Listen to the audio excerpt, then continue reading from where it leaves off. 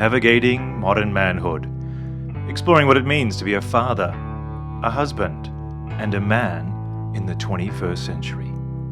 Now with your hosts, Scott and David. G'day everyone, and welcome back to another episode of Navigating Modern Manhood. G'day David, how you going?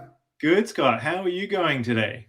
Yeah, pretty good. I'm enjoying the sunshine and actually having a chat. Looking forward to having a chat with you, and really excited about this topic about raising personal awareness. Yeah, wonderful. So let's dive in. I'll ask you straight away. What does raising personal awareness mean to you? Well, when I take the three words themselves, raising obviously is improving, is growing, is an outward feeling. Personal awareness, I mean, it's something that we hear a lot about, don't we, in psychology or in TED Talks, books, and so forth. But a big part of EQ is awareness. So awareness of how am I feeling, how am I acting in the world, and when I work with people and work for myself, how do I show up with others? And so even just having some awareness now. But what does it mean to you, Scott? As right there, it's raising. So it's in broadening your landscape. So actually becoming more aware of what's around you. So it's if you put a cake in the oven, it lifts, right? So it's lifting your knowledge around yourself. It's lifting the knowledge around your situational awareness. So as you said, when you go into a room, it's like, who do I need to be in this room? What's here that I need to be careful of? What do I need to change within myself to either fit in or to adjust to make sure that I don't overshare or undershare? Yeah, I think we all know those social situations where someone walks in and it's all bravado and there's a lot of, look at me, aren't I great? And, I'm fantastic. And then people just go, who's this person? Yeah, absolutely. It's gas bagging and highlighting how good they are at something. And when, but neither, I guess, do you want to be the person who sort of kind of quietly sneaks in and then people go, oh, you're here. I didn't even see you there, So it's sort of this idea of, I like that, lifting to a situation, being aware of what you want to do when you enter a social space or somewhere else, I guess. Yeah, absolutely. And one of the key things for me personally is actually raising my personal awareness lifts my value internally. So the more aware I am of myself, the more I matter to myself. And so the more I matter to myself, the more impact I can have on others and the more I can influence them, not in a detrimental way, but in a beneficial way. So it goes back to that word that I've mentioned before, manipulation. The more aware I am of myself and my surroundings, the more I can manipulate to the greater good of the world. Okay, so it's sort of you recognizing what you are being and doing and operating, but in the context of something outside of yourself. Absolutely. Especially in the personal development world. So when I mentor people, it's like a lot of them come with reactions. So they're like, hey, I'm really reacting to something right now. Okay, so let's dive into that. Let's jump in and figure out, let's raise your awareness around why you're reacting. So what's the trigger point? What are the thoughts, the emotions, everything that goes in with it? So when you've got that, that's almost, putting more tools in your arsenal so that you don't actually react next time, so you don't get triggered. Yeah. And we put up before the ticker line there that talks about what we want to talk about today is the why, the what, and the how. So why is it important to raise your personal awareness, do you think, Scott? For me, it's around growth. It's one of the things that I think everybody's here in this world is put in this world is to grow, to transform and grow into the best person they can be. All of us go in different levels. Some people accelerate at 100 miles an hour. Some people just like to move a little bit. But when we've got that awareness and we can grow, we can go. It's like learning to walk. You learn with the balance. So you see a kid, they'll fail 100 times trying to get up and walk. So how do they walk? They actually raise their awareness around themselves, around their balance, around their surroundings, and how they can walk and get there. So in a very simplistic form, we start doing it naturally. As we grow and as we learn through our surroundings and transform ourselves, then we either turn it off or we turn it on. And it's up to us as an individual what we would like to do with it. Yeah, that's really cool. And I love your quote. I just put it up here on the channel. When we can grow, we can go, you said. That just hit me, really hit me. I want to elevate that. Yeah. That's cool. So let's play with those words then. You think about it, where do I want to go? So the moment you question yourself, you ask yourself why, where do I want to go? You're already on the path of raising your awareness. Yeah. Because there's something within inside of you, a feeling or a thought, or you've seen something that's an inspiration for you to go and do. So it's okay, how do I raise my awareness around that? How do I then go and get what I want? So yeah, it's a cool play on words, but when you dive into it and think about it, it's really quite logical. Yeah. So, and when we can grow, you said, if we play on those words, that it's the idea of recognizing and making a choice. So in the KCG model I talked about in a previous episode, know, choose, and give is about awareness, intention, and purpose. And it's about what am I feeling and what are my choices. So that's knowing that when we can grow. Sometimes, I guess maybe you felt it too, we feel a bit stuck. We're not exactly sure where we're growing. Not that every day is a growth day, because there are just some days where we just get through the day and go, right, I need to just go to bed and reset for today. I've had enough. Get me out. And so knowing that we can start again, but sometimes when we've made that shift, maybe because we know where we want to go, as you said, then we can start to feel like we're going this way. That the choices then that we make are helping us towards that go destination, or that go direction, as opposed to growing. Yeah, and there's a key word there that you just mentioned, which I wanted to mention, was direction. When we're not personally aware, we either feel stuck, or we feel we're just going down one road in one direction, and there's no choice to turn off. And as you said, we've got choice. Everything we do comes down to a choice, whether we're aware of it or not. So when we raise that personal awareness, we've got choice. Then we can choose the direction. When we're lacking direction, is that point in time where you're like, I just need to turn off and reset.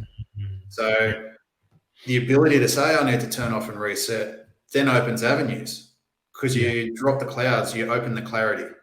Yeah.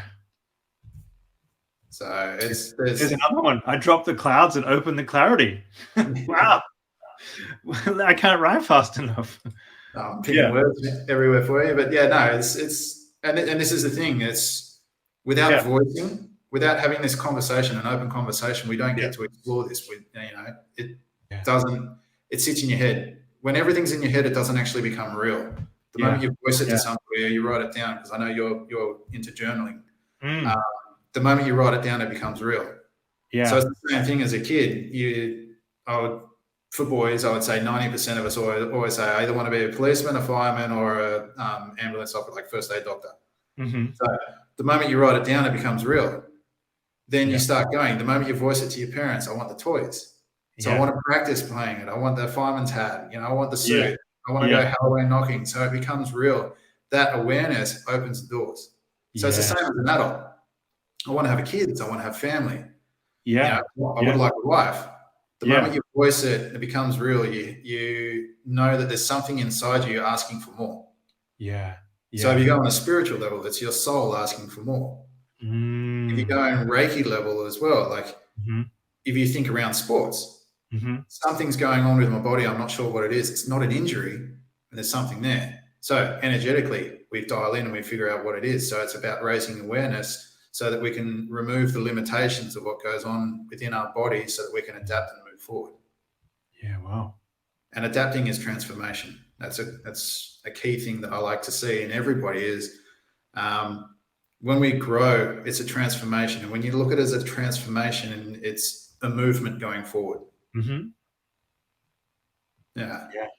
So,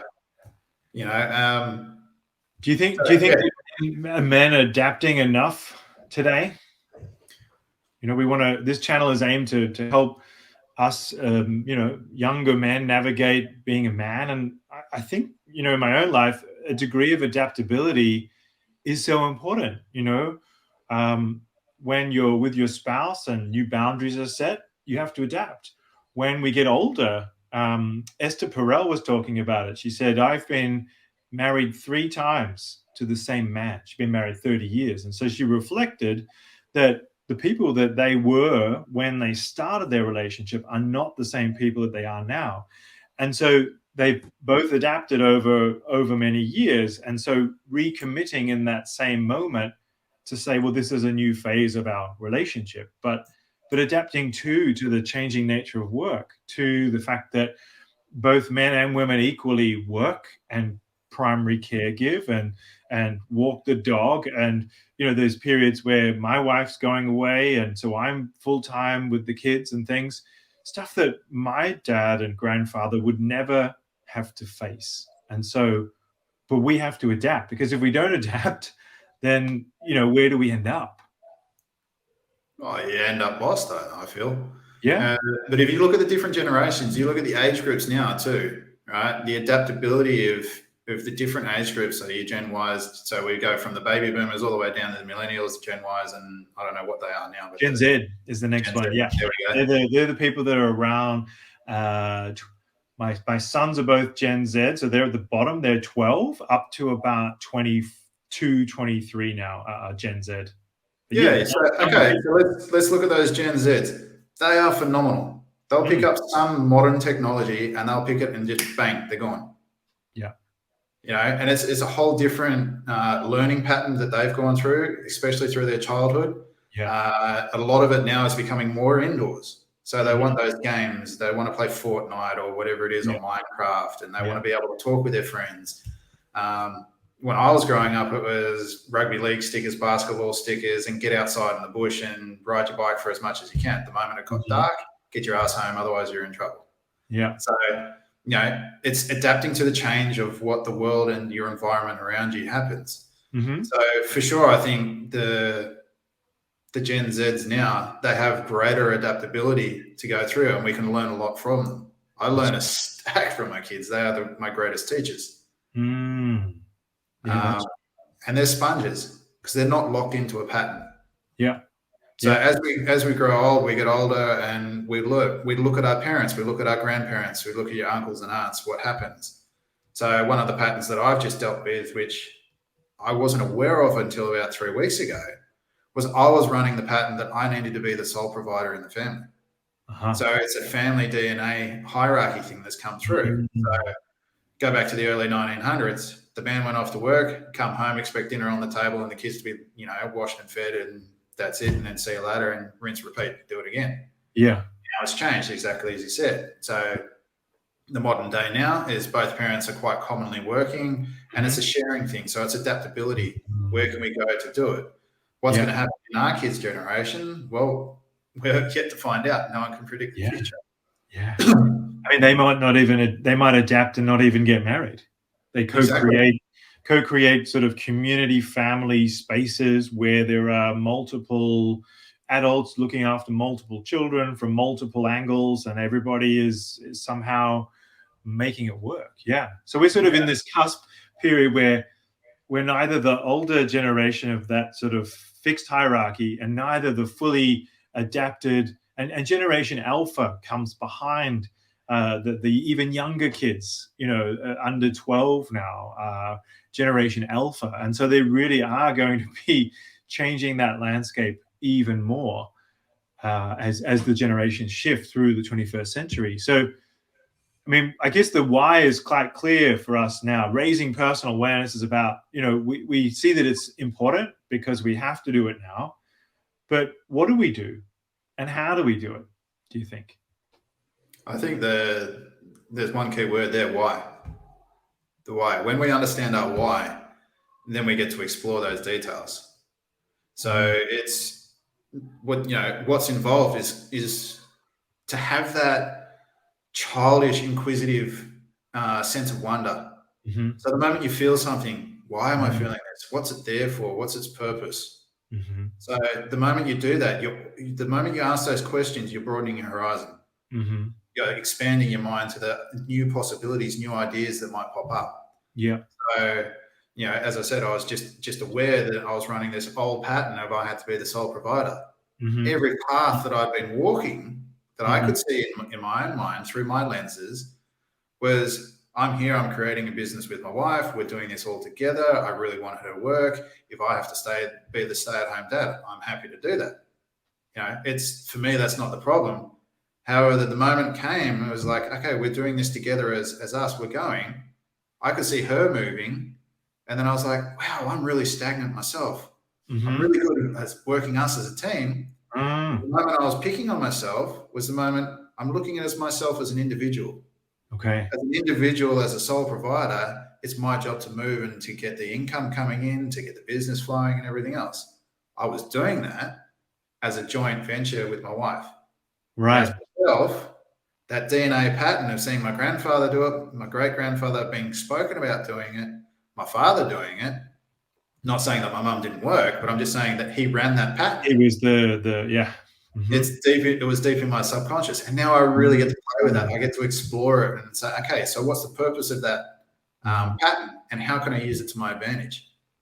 So by diving into it and asking those questions, why is it here? What's it for? What's its purpose?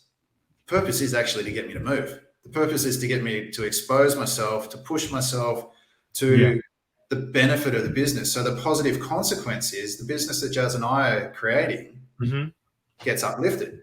I still get to do the work with her. I still get to pump her tires up and get her moving and push her out into the other areas.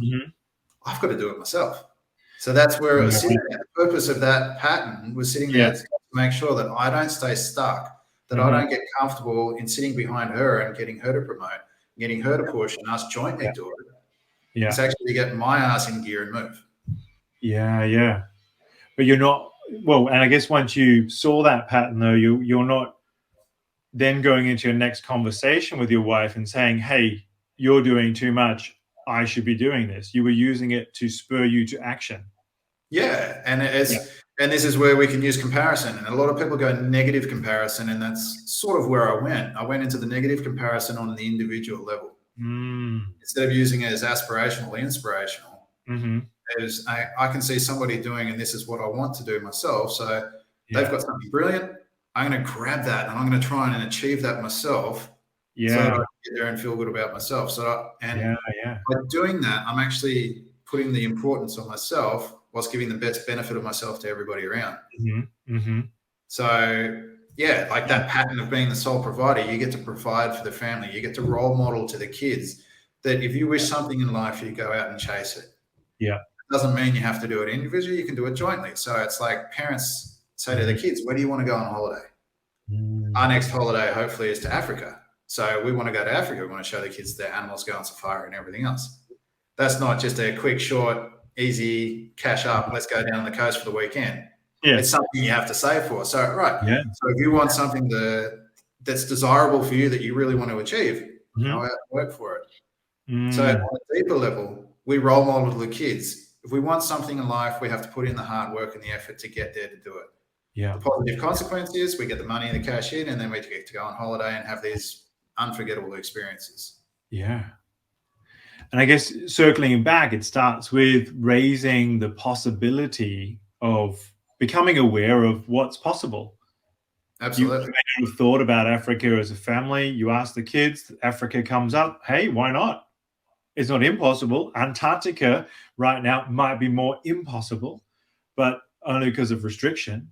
But it might be that, a part of Africa is achievable, and having those experiences that you said that you want. That's interesting. Yeah. So I guess the what there was also about conversation with the family, being able to kind of come together and say, right, what is our mission for this time? So whereas ours is a little bit more dictated, this summer my wife is singing in a major festival in Europe, and so she'll be there for 12 weeks as of next week, and so we're going to go for part of that time later in summer, and then meet with her and sort of be in that same village that she's in Germany, and have a great time, and obviously drive the car there, and that's our holiday season for this year. But it is then about us coming together, and also celebrating her success and where she's going with that too. So and I think that's really key there too, is celebrating other people's success, not just your own. But it goes back to the word that you mentioned before as well, adaptability. So not only have you guys come together, you've got your own individual jobs, because adaptability, okay, this is a reality, this is a fact. My wife's going away for 12 weeks. Hey kids, your mum's away. What's the benefit? How can we go together as a family community, and how can we gel while still having a good time and still performing what's required of us? Yeah. No, the kids are incredible at adapting. It's not the first time it's happened, so they'll miss her, and of course, what I try to do is adapt by making sure that the house runs the same.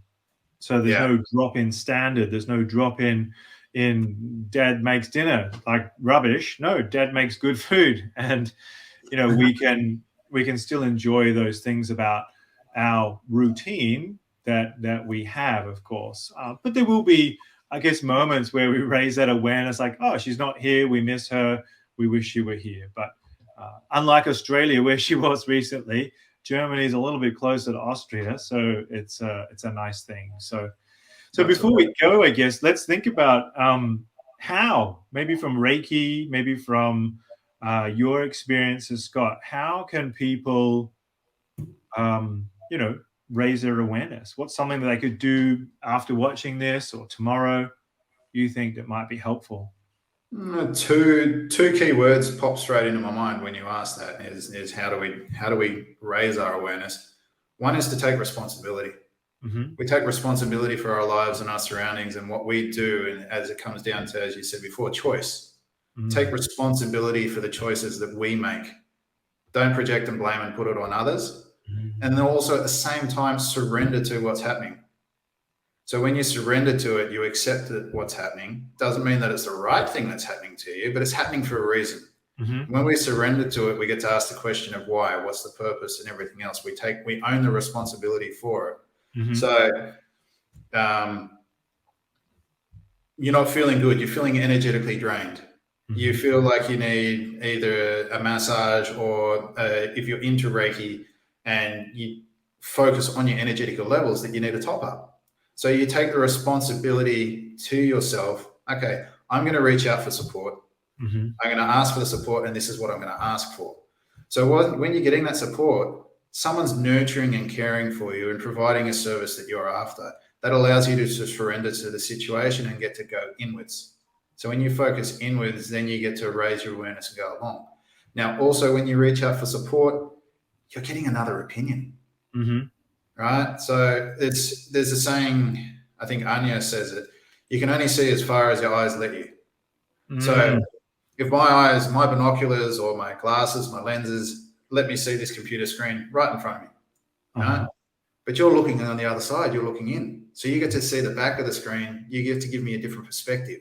Yeah. The moment we have that conversation and I surrender to the situation and take responsibility, you get to voice something that I don't get to see. Mm-hmm. Automatically raises my awareness. And as long as I've got open ears, I get to listen and I can take that in. And then I get to choose, is that relevant for me or is that relevant to somebody else? If it's not relevant for me, I've heard it. Thank you very much. I'll put it to the side. If it's something that I need to take on, I'll take it on. So when I'm performing Reiki on somebody, so I can dial in and I can feel energetically that there might be a block in the shoulder or a block in the knee, block in the ankles, somewhere in the gut. And then I get to ask the question, hey, I'm feeling there's a bit of stuckness here. There's a bit of heat. There's a bit of coldness. I get to explore that with them. Mm-hmm. But it's the moment that outside view comes in, it makes you wonder. Mm-hmm. And you get to explore with that sense of wonder and you think, and then you find out more about yourself with the support of others. Yeah. So it's the same with mentoring. As I mentioned before, someone comes and getting triggered. Oh, I've got this problem. I don't know how to get past it. Can you give me another perspective on it, another avenue? Because your words, for me, as I've mentioned before, I look up to you as an aspirational person of how to use language in my voice. Mm-hmm. So automatically, every time we engage and we talk, I'm picking things up from you that I can use in my life. It's good to hear. Yeah, likewise. Yeah. Well, yeah, that's part of that awareness too, then, isn't it? That we can model ourselves. I think you said before, find someone that you like or is doing what you have or does what you do, and just go model that, copy that to an extent. Once heard it said that there's nothing original out there. Even what we're talking about can be traced back, thousands of books, lineages, philosophies, right back to a source. And so But the way we look at it now, the way we want to help others, or the way we want to just bring awareness by having this channel, I think is the important part. So, I know from an EQ perspective, certainly, what am I feeling? But then what else am I feeling? There's Yeah, often absolutely. that first emotion, but then there might be that one behind that and behind that. And, like you said before, recognizing my pattern, that's deeper work, isn't it? That's deeper awareness. You could just say, oh, I'm just doing this, I'm fine. But then when you explore it a bit more, the truth comes out, and then you're able to be more honest with yourself and more honest with your partner, more honest with those around you. So I think when we have the awareness, we've got to be willing to share the awareness. So that might be a good how-to tip from me, to think Absolutely. about, it doesn't mean we walk around and tell people, hey, you're an asshole, but it might mean that we Sometimes can we want to. kindly say, or at least speak in truth, I feel hurt when you say these things to me. Absolutely. Is a different way than calling someone else out. Let them come to their own awareness. But you can say, I feel this. That's awareness when you say that. Or when this situation happened, I felt that. Even better. So we're not labeling someone else, but and telling them, because that builds that resistance. Whereas we can embrace that and say, hey, this is my truth. This is my opinion and my reality right now. And whether you change that or not, or help me with that or not, I need you to know. That idea that we can name it to frame it. So we're Absolutely. framing The that moment you situation. voice it, the moment Yeah. you voice that, it becomes real, and it's raised Yeah. your awareness and it's raised theirs. So it's given them an opportunity to change and grow. Yeah. So it's a domino effect. So that's where if you raise, hey, this is where I'm feeling, and you use tone, and you're very good with your tone, you can put the emphasis on something and the softness with the Yeah. tone. So when you say I'm feeling this, you dropped your tone, and so that makes it more important. But that's the awareness, right? Yeah. So the Yeah. person is listening. So we've got all our senses. You're triggering all different sorts of senses to get that awareness out there, and it gives the opportunity to grow and to move on. Yeah. Yeah. And it Absolutely. gives direction as well. Yeah. There's so much truth in our voices. And whether we like it or not, true, that awareness piece, that when we feel angry, our voice does something. When we feel sad, our voice does something. So it can be different for most people, but it's recognizing. And when we get to know someone deeply, that's when we do often, someone will say, hey, you sound very, are you? And you go, no, I'm not. Yeah. And you step back and you get your awareness, go, oh yeah, I am. It Yeah. happens. I'm in this moment. I'm in this, as you said before, I'm like this. Whereas if I go like that, that's why I put up your quote again, when we can grow, we can go. And actually, when we're like that, we're in the clouds, aren't we? Absolutely. When the clouds, like when you come out in the airplane, come down from high altitude to land, you come through the clouds, and then suddenly you see the landscape below you. The clarity is suddenly there, the detail. Where is the runway? Where am I going? Where is the city that I'm coming into? And so then we fly down. So I think that's really cool. That's awesome. And yeah, absolutely. When we trip ourselves up, as you said with that example, as you step back and go, yeah, I really was, you've tripped yourself up, and that's where you go, why? So Yeah. I think if someone's interested in EQ intelligence and a bit of voice resonant coaching and stuff, where can they find you? Well, I'm on LinkedIn. Certainly find me there. And you can reach out to us on our new email address, navigatingmodernmanhood@gmail.com. I should put that in as a banner. Give me a moment. Absolutely. Where can people find you, Scott, for Reiki? And For Reiki and mentoring, you can find me at Change Artistry, changeartistry.com, and you can find me on LinkedIn and Facebook. So more than happy to answer any questions and to have a chin wag and see what we can do for each other. And if you're interested, drop us a message on the email. We'd love to get you on, and we can have a chat to you and bring up a topic that you would be interested in sharing. Yeah. So navigatingmodernmanhood@gmail.com is our new email address. So we can both answer that and have you on. That'd be cool. Yeah. Yeah, it'd be awesome. So, David, really appreciate your time once again. Thanks very much, and look forward to the next episode. This has been another episode of Modern Manhood, and if you've enjoyed this episode, please click to subscribe and make sure you stay connected. We are navigating modern manhood. Join Scott and David next time.